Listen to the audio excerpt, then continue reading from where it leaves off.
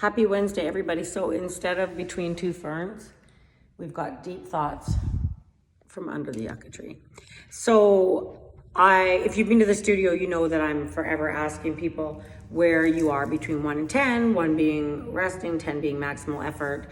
And so I'm always asking where people are at the end of something and how hard it feels. So now, as a result of that, there's been a couple conversations this week here in the studio about a situation where I was at my 10, essentially.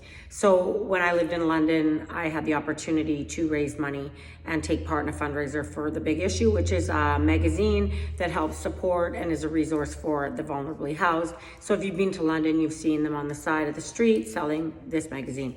So it was a 3-day ride, 230 miles, 90 miles day 1, 70 miles day 2, and 90 miles day 3. So we're nearing in on the end of day 1, and we're on this hill climb, and my legs feel like they are filled with concrete. Legitimate, felt like concrete. And up until that point, for training for a show, I've fallen over in the gym, doing 100 rep sets from my legs just like logistically not working, right? And then I've also thrown up from training. So I've had my brushes with a 10 in terms of exertion.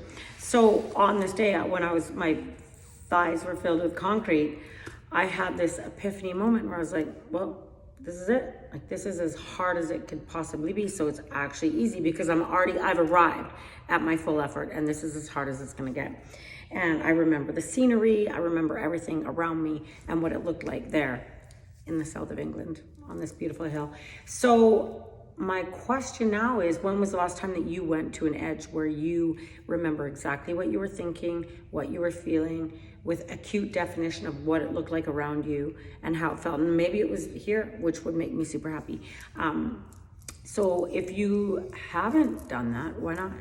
And could you do something where you went so far to the edge that you never thought you could, or that you step away from that movement or that effort and go, that was 100%, and you were going to feel so wonderful about it and so empowered and so emboldened that stepping into that adversity created such a beautiful response. So now my invitation is for you to go and do something of that magnitude to change the way your brain cellularly works, how your mind works, and what your relationship is with your expenditure. So I invite you to go and do that when you can. If you're gonna do it here, I'll be right there cheering you on, telling you to hold on, to go further. So have an awesome Wednesday, and I hope to see you here reaching a 9.5 out of 10 or whatever it is. Have an awesome afternoon.